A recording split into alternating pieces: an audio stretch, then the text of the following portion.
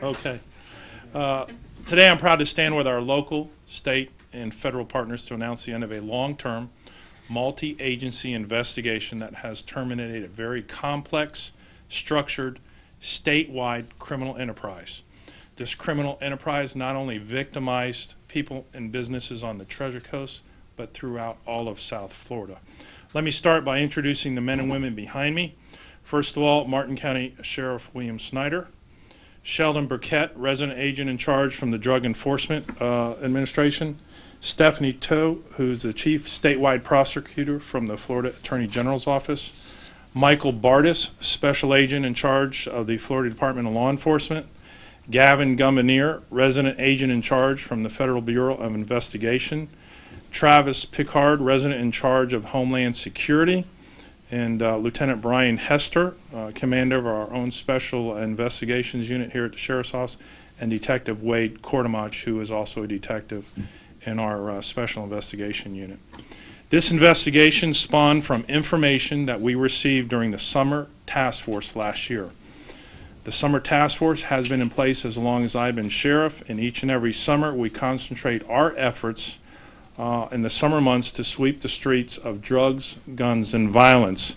Historically, the Summer Task Force has produced huge dividends in intelligence, identifying other criminal activity that requires long-term investigation, and that's exactly what happened in this case.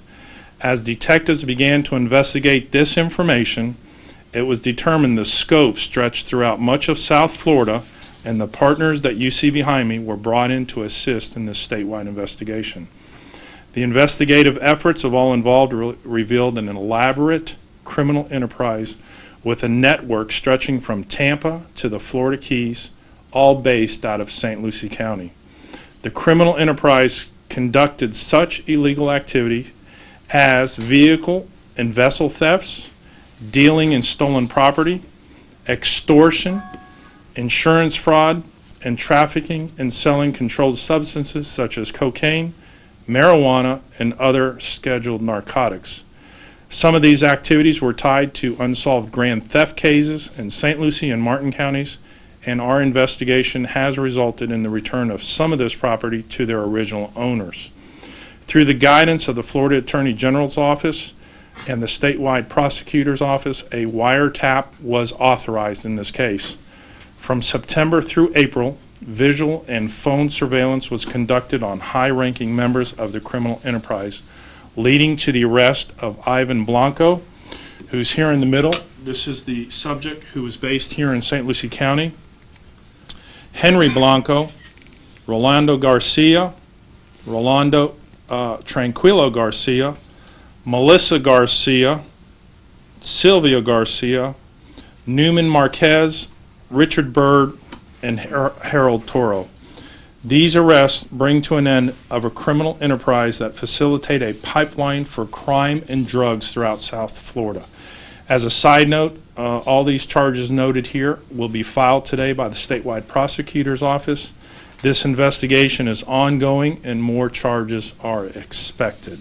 And at this time, I'll have Sheriff Snyder address you, and then if there's any specific questions, we'll get them answered for you. So, Sheriff Snyder. Sheriff Mascara, thank you so much, and thank you to the media, our partners in the media, that help us explain to the public what is it exactly that we do with their resources. Just very briefly, I think Sheriff Mascara covered the whole scheme for the most part. One thing I would like to add, though, is that what we see in America today, and we see here on the Treasure Coast as a microcosm of the whole, is that dangerous and addictive drugs all the time mix in with other crimes. So it's often, it's easy for the media, it's easy for people to kind of compartmentalize dangerous and addictive drugs, burglaries, thefts, insurance frauds. Well, in fact, that entire process is homogenized, and they go hand in hand. And so with the Sheriff's Office here in St. Lucie County taking the lead with our federal partners, I think we have made a significant inroads into this continuing problem. I was very proud, and the men and women of the Martin County Sheriff's Office were extremely proud to work with our federal partners in the DEA, Customs, Border Patrol, the FBI, We cannot, in today's day and age, do what we do if we silo our individual efforts and not work together. And this was an outstanding example, not only of how dangerous drugs and this whole industry, but in law enforcement's professional and coherent response to it. So, Sheriff, it's been my pleasure and the men and women of the Sheriff's Office in Martin County to work with you. Great. Any other partners want to get up and say a few words? We have the lead investigator on the case. He's here. He can answer some specifics, but it is ongoing. Do you have an approximate figure how many boats, cars were stolen as part of this operation? Brian, go ahead. This is Lieutenant Brian Hester. There's still some ongoing investigations with regards to stolen property and us still finding some of that property. We have recovered some of the property, but this organization had been in place for quite a while, and there was a couple of incidents where they were stealing property from St. Lucie County, taking it to Martin County, and then stealing property from Martin County and taking it down south as well. So we haven't recovered them all yet. How exactly were they stealing the boats? What was their method? There were many different methods. I mean, and part of that is still in the ongoing investigation, but as simple as going up to boatyards, cutting fences, and, they would do their initial surveillance and see if there were cameras or so forth, or steal them out of people's yards. I mean, there was no specific way that they did it, but they would take pretty much the entire boat, the trailer and everything, and then they would take it somewhere else and strip it down for the pieces they wanted. So some of these folks have the same last name. Is this all part of a big family, or how are they related? Some of the people that you see are related. The two Rolandos are a father and son. Obviously with Garcia Ruiz being the father and Garmendia being the son. The two below them are their wives. And then, as you see, Henry is also the brother of Ivan. Is Ivan the ringleader? Ivan is. And he lives in Port St. Lucie or Fort Pierce? That's correct. Which one is it? Port St. Lucie. Why did you call it Operation Breadwinner? That was termed early on. A lot of times these gentlemen referred to their money as bread, and when they would ask for someone to go get money or how much money they had, they talked in a lot of coded terms, and bread was always their term for money. Somewhere down the line, that became our operation name. So if you could clarify just a little of this. This was a ring, I guess, right, of guys who would go around and steal boats and cars, and then they'd sell them, resell these stolen items and get money to buy drugs? Is that what they did, or how did it work? Not necessarily. This organization had many different businesses, I guess is the best word to use. They would sell drugs. They didn't necessarily use the money from stolen items to purchase drugs. That was just another diversity that they would practice. They would sell or steal the vehicles or the vessels. They would commit insurance fraud with vehicles and vessels. There was no real set pattern as to how all that took place. And what do you value the amount of merchandise that they stole? Are we talking millions of dollars worth of boats and cars here? Well, over the period of our investigation, I couldn't give you an accurate figure as what that is. I mean, so what does it mean to get them off the street? well, it means that a criminal organization that was operating right here out of this judicial circuit and in this judicial circuit and stole vessels, vehicles that were being stolen, and a lot of that stuff that's stolen up here heads south. It gets stripped down south, and then it goes on container ships or it gets redistributed other places. And a lot of that stuff we never recover, even from Tampa and over this way as well. As far as the drugs, the south end of this was a pipeline for drugs back into St. Lucie and Martin counties as well. What does that mean? That's where their drugs were coming from. They would get drugs from overseas and bring I'm sorry, the drugs were being bought in South Florida and brought back into this county and Martin County. how did you uncover these people? What led to your, figuring out what they were doing and who these people are? Again, like the sheriff said in the beginning, just information that we received from our summer task force last year. And a lot of times that's what's important to realize is a lot of the information we receive comes from us out there talking to the citizens on these task force and our interaction with the community and things that they tell us. And then we take that information and we try to determine if it's credible. And if it is credible and we see validity in that, then we begin investigations on it. Did this lead come from someone out in the community? This did. Can you give us any idea, just so we can explain to our audience, we don't have an exact number of how many things were stolen or a price or anything, can you just tell us how big was this? How big of an impact did it have, did the ring have? Well, I think we'll never actually know how big of an impact. I mean, the auto theft unit is under special investigations, and we daily deal with vessel and auto thefts in our county, Martin County I know as well, and the other surrounding counties.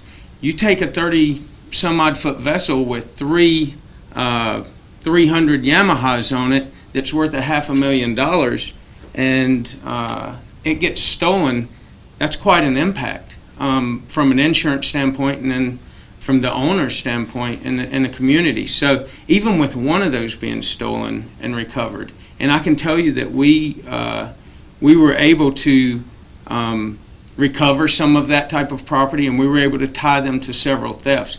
But would we ever know the real impact? Because again, these are the main leaders of this organization that we're talking about, and a lot of time they would farm this out to other ancillary people to do some of the thefts and stuff for them. The only person that actually lived in the Treasure Coast, meaning Martin, St. Lucie, and Newark counties, was Ivan Blanco Avila. Is that right? Richard Bird lives in Martin County. So 2 of the 9 people lived in the Treasure Coast? That's correct. Were they all arrested today, yesterday, or They were all arrested on April 6th. April 6th? April 6th. Everyone that you see in that picture. So 3 weeks ago? Yes, sir. Okay. What kinds of boats and cars did they take? Were they pretty selective? Were they stealing really expensive cars and boats, or just whatever they could get their hands on? Generally, they were selective to the point where you might even want to say that there were specific orders for the type of stuff that they were stealing. Can you explain what you mean? That they were as selective as they knew that they wanted 200-300 Yamahas, or they wanted an F-250 truck, or they wanted a truck that was capable of stealing and pulling another vehicle. So they were selective in what they stole. And you can't give us any kind of a number of how much has been recovered, just so we have is this like 10, over 10, a dozen, 20? At this point, I really can't. The investigation's still ongoing with that. I can tell you that we have recovered over 3 vessels and 3 motors, I believe, that we've actually recovered. Actually, maybe 5 vessels. When you start talking about racketeering and conspiracy to commit racketeering, that's like a mob type charge. I mean, what about this organization allows you to employ that particular charge as opposed to, say, separate counts of grand theft, burglary, or whatever? I'm going to let our statewide explain the answer to that. She can do much better and me not sound. Just very briefly, racketeering is a charge here in the state of Florida, authorized by Florida statutes, which is a group of individuals working together and committing certain predicate incidents or certain charges, acts.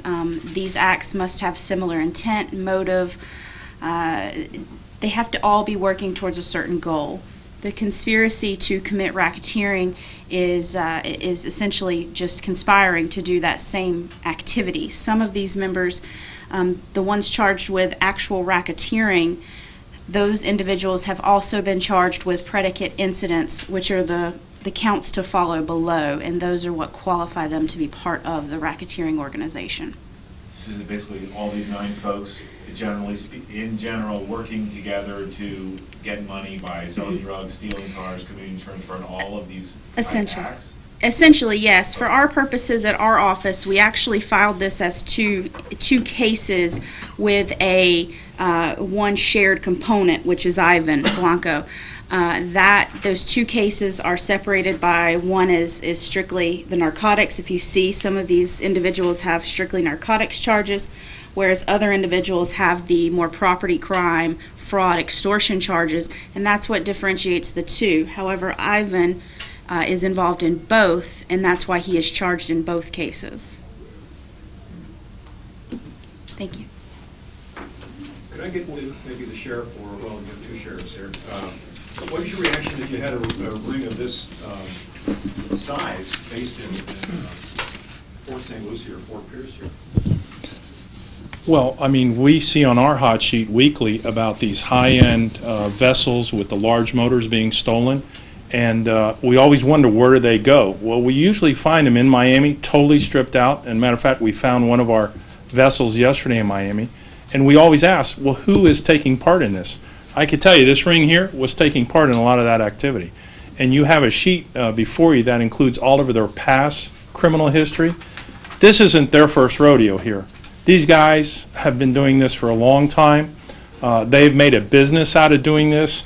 This gentleman here, Henry Blanco Avila, he was arrested for murder, jailed here in Florida for 9 years. And one of the things that he boasts about is that he is a murderer, and he's going to enforce any action of this group against any individual. So extortion, money laundering, loan sharking, stealing, drug activity, this is the enterprise before you, and they've been doing it for a long time. The murder charge that Henry Blanco Avila got, was that a local homicide? It was in Monroe County. So these are not choir boys that just happened to run a fray of the law in the last couple of years. Long-time criminals who were extorting not only and victimizing residents on the Treasure Coast, but through all of South Florida. And we're glad to get them behind bars. Can we say there are dozens of boats and cars stolen by these guys? We could say that. I think we're comfortable in saying that. In terms of drugs distributed, pounds of cocaine, That I don't know. Yes. in the double digits pounds, or triple digits, or How quadruple? far do you want to go back? How far does all this go back? I apologize. I missed that. Come up here, Brandon. From our standpoint, this goes back about 9 months. That's how long the investigation's been going on? That's how long our investigation. But we know these guys. are in But the these business. guys have been operating Long much time. longer than that. Do you have any estimate of how long? Over 10 years. Over 10 Yeah, years? at least At least Over what? 10 years. 10 years. Over 10 years. Wow. So, Here. so then, so the public may say, well, why did it take 10 years to crack this case? If they've been at it for this long, are they pretty good at hiding what they're doing, or how did they get away with that for so long? They were- Brian, I'll just give you a real easy answer on that one. They've all been arrested in the last 9 years. It took the sheriff's office here, and with collaboration with the statewide prosecutor and our federal partners, to actually put it all together in a racketeering case. So it's one thing to arrest somebody for a theft, for a boat, for a murder.